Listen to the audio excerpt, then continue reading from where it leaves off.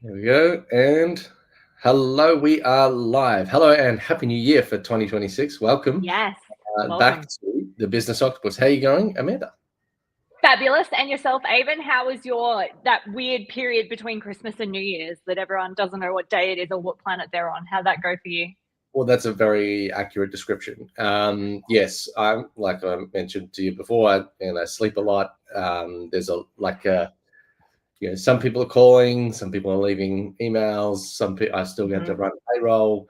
There's all these Yes. little things that just have to keep going. And Mhm. but everybody wants the work-life balance, which isn't always true, and certainly not if you're running a business. There's things that keep you up at night. There's things to do, not at night. Mhm. Like I think we're past like that early stressful fingernail biting stage, but it's there's still always something to do. Always. There's, yeah, Always. and No the brain excuses. You cannot be bored as a business owner. It's not a thing. no, no, and the brain doesn't stop, and that's where I think that's what today's topic sort of came from, was that I was having a conversation before the break. Everybody talks about New Year's resolutions. Did you have a New Year's resolution, by the way? I don't do them, hey. I just No, don't do mine them. a few years ago Mm. was no more New Year's resolutions. And if you want to do something, just do it. Don't Just wait do it. the Yeah. end of the year to go, 100%. at this time I'm going to do that thing. No, now, always now. Always So, now. so yeah, I was speaking to someone before the break, and they're like, "Oh, I recommended they listen to a podcast," and they're like, "It's 3 hours. Why would I listen to this podcast?"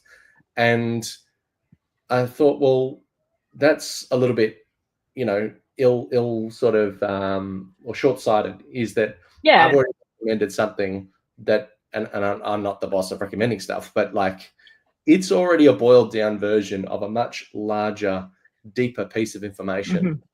And they're like, "Oh, can you just give me the summary? Can you give me the dot points?" But therein lies the problem, is that everybody wants the summary. And now with ChatGPT, we've got the summary of the summary. And with all these short little snippet videos, everybody expects everything within 30 seconds to 3 minutes or whatever. And even Mhm. if 3 minutes, they're fast forwarding, they're bored. So we have this culture of not learning something truly, not learning something properly. And that's Mhm. the problem we need to address today. Absolutely, absolutely. We see it all the time, don't we, Avon? That's a perfect example. Someone didn't want to sit through 3 hours at the Yeah, end of the day. And like, can you give us some context as to like, if they spent the 3 hours, what did you get from that 3 hours? What did you take away from it? yeah, 100%. So it's like the podcast is called Acquired. It's pretty Mm, well known in the business world, but they're very well known for having very long episodes. And so it's not unusual for an episode to be 3.5 to 4.5 hours long, and in some mm-hmm, cases, part A and a part B. For example, mm, the episode I listened to on the drive down to our holiday location, which was an hour and a half each way, so I had to break it up into two lots, but it was a 3 hour podcast, and yeah, it was on the story of Coca-Cola. And cool. there's quite a lot in that, like right back from the history. And yes, it used to have cocaine in it. And going back through, that was widely accepted at the time. Mm-hmm, mm-hmm, It wasn't enough to get higher. You probably had to have about 20 drinks before you could have the same buzz as doing a line. But got the it. point of the story is, like what did the product had to do to evolve in the market? How did it Mm, actually gain market traction? How was its, cost structure in order to be able to be so successful? How did they go from, how did they ride the market waves to go global in such a fast, period of years? And yes, we were talking about a 100-year business, more than, but there were some very significant shifts that made it so big so fast. And I know that sounds so fast being 100 years, but it is in absolutely every country, on every corner store. They've got a sign on every shop. Like that takes time to do. And the 100%. road to get there, for the longest time, they had no competitors, and they worked very hard on having no competitors. So there's a lot of lessons in that. And I would highly recommend anybody listening to this now. Yes, we boil things down to 20 minutes, 30 minutes, whatever, but you should spend the time and listen to some of these podcasts, because there's some very deep gold in there. Now, my rant will finish in a second, but the point is that the people that put this podcast together spend about 3 months putting together one podcast. That is academic level research. You know, they are venture capitalists. They are, you know, in the financial markets. They study, they research, they do interviews, they meet with people, they get introductions and hear conversations with people that the average person doesn't get. And they boil it down into 3 hours. So there's a lot of information in that. So don't come at me with, oh, can you just give it to me in some dot points? I find that absolutely pathetic. So, Amanda, you are in this field. This is your specialization. My rant is over. Go. I'm just going to piggyback off your rant, if that's okay, just to dig a bit deeper. So say I said to you, Avon, can you give me the dot points? If you're asking someone for the cliff notes, if you like, or the short version, if you're using that information to decide if you'd like to go and deep dive into it, if you think it will be of benefit to you, absolutely. If you're just using it to shortcut or circumvent the process of actually learning intimately how Coke became this, like, I'm not, honestly, haven't looked into their origin story, so adding that to my list. Yeah. I know that, you know, if you think about the most recognized brands in the world, they're top 3, I'm guessing, right? I'm thinking McDonald's, Nike, and Coke are the like top 3. That would be my guess. But like, as a business owner, you should probably understand how those global brands have got from nothing to where they are today. Because as Avon alluded to, or mentioned, I should say, you know, we're talking about how do I deal with competition? How do I become recognized, even if it's just in my own pond of ideal clients? There's things that you can take away from that. So, you know, definitely take the deep dive. And just to summarize what's that? Yeah, sorry? The battle scars that you need to hear. Like, absolutely. Learn from other people's failures. 100%. Definitely.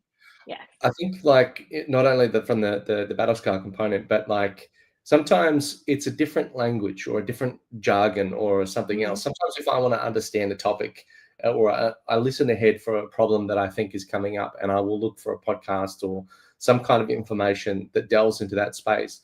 And just hearing other people's stories and their experiences and what was more important, because like if ChatGPT is going to summarize it down into 10 dot points, you know, someone who's been there and done that, who's felt the sting and the pain of frustration and loss, is going to say, well, points 2, 3, and 5 are going to be are so important, and all the others are just fluff.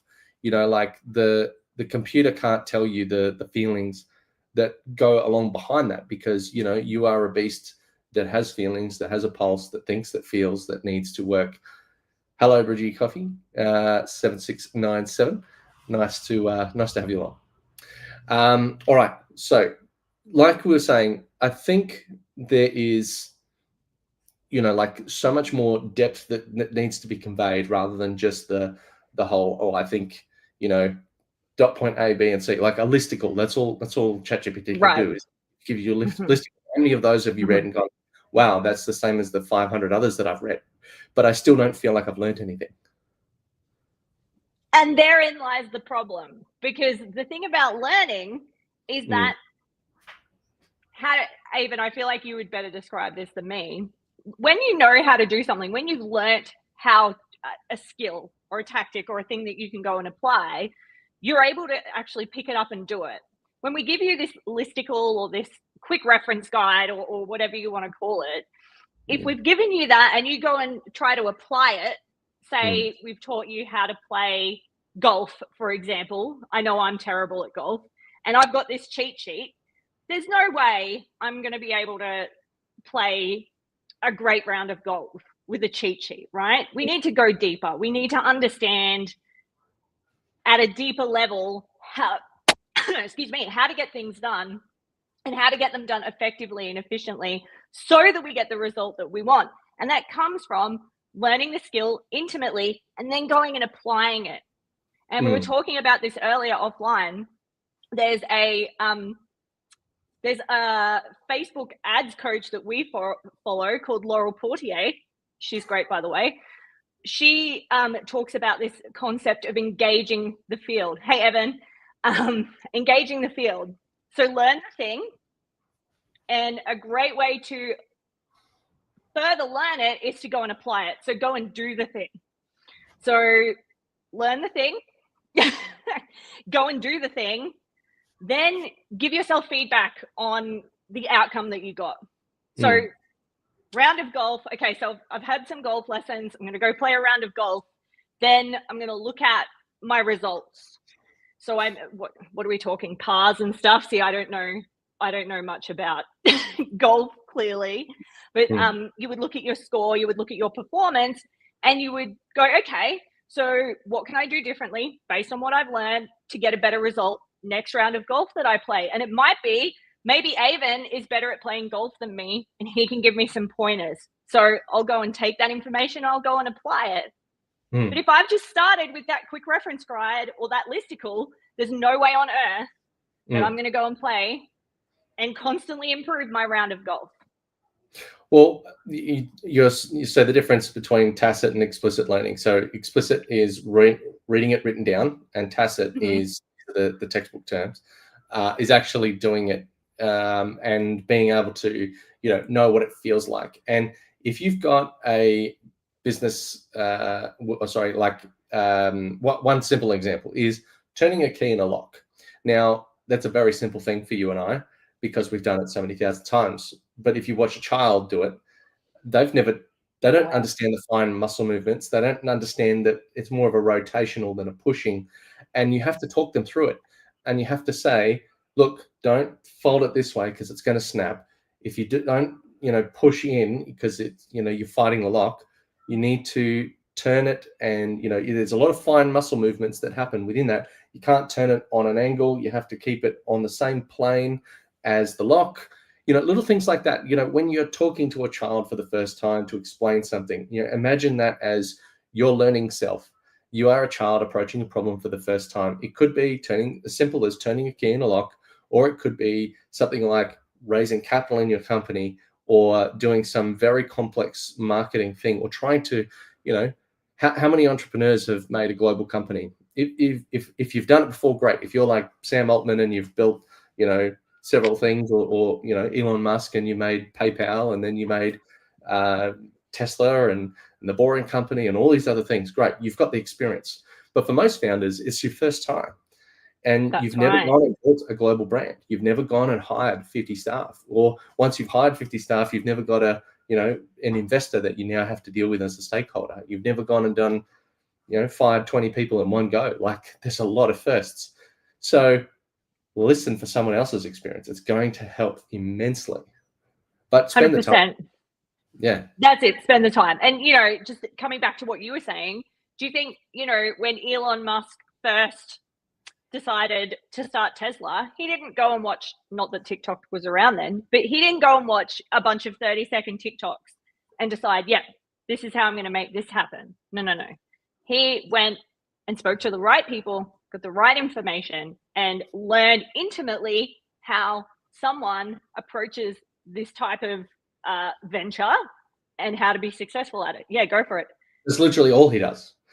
He spends his time going from workshop to work team to go, tell me everything about this problem in the finest detail, so that him can understand the bigger decisions. Like, almost no big market company CEO does that. Yes, they come in, they have their entourage, they look around and go, oh yes, the troops are working, good job. And then they go back to their ivory tower. But what they miss is that so-and-so on the floor is stuck at this point because this other person's not doing the thing that they're supposed to be doing, or maybe there's a gap in communication, or there's a gap in the process, or they're missing a part that nobody thought of, that all of a sudden, wow, here's this amazing connected dots. But if you don't know the detail, you're not going to fix it. You're just going to sit there and you're going to stew, and you're going to get really frustrated and not understand why things are not working around you, because you're not in there, you're not learning, you're not doing things the hard way. Those are the right things to do the hard way. Don't waste time learning dumb things, trying to summarize everything down to a dot point, because that's just not how it works. 100%. And off the back of that, you might be thinking, well, I'm just a business owner here. But how does this, when I say it's not just a business owner, maybe you're a solo operator, or maybe it's you and a couple of teamies. how this applies to you, don't outsource something until you understand how it works yourself. Yes. Now, would you agree or disagree? You agree with that, Avon? You need to do enough dumb, slow process to go, this is worth handing off or automating. I would never go and automate something either without having done it 100 times first. You need the volume to go, here's what's actually important, because sometimes you can automate a really crap process and then do a stupid thing 1,000 times on autopilot instead of doing something really well finessed. And going deeper on the problem just really helps you to understand what it is that's going to effectively fix it.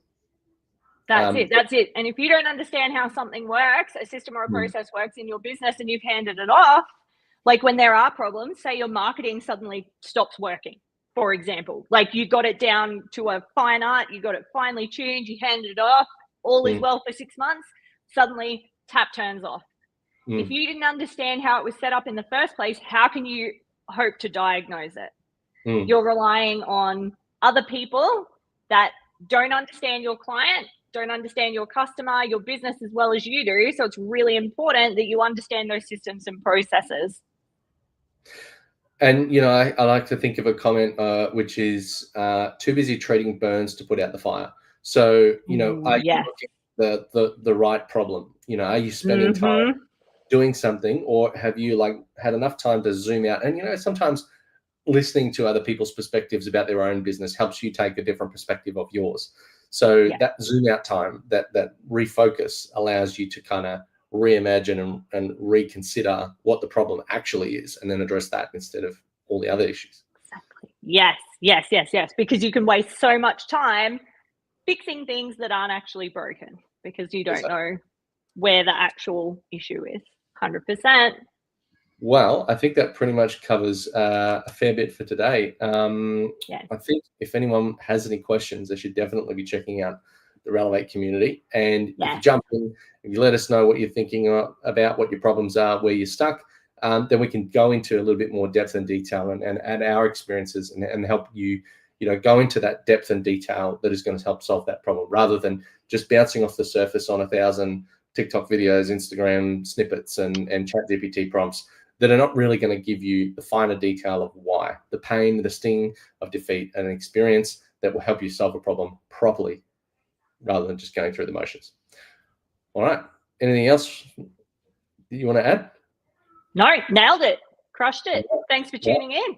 Yes, you stay close.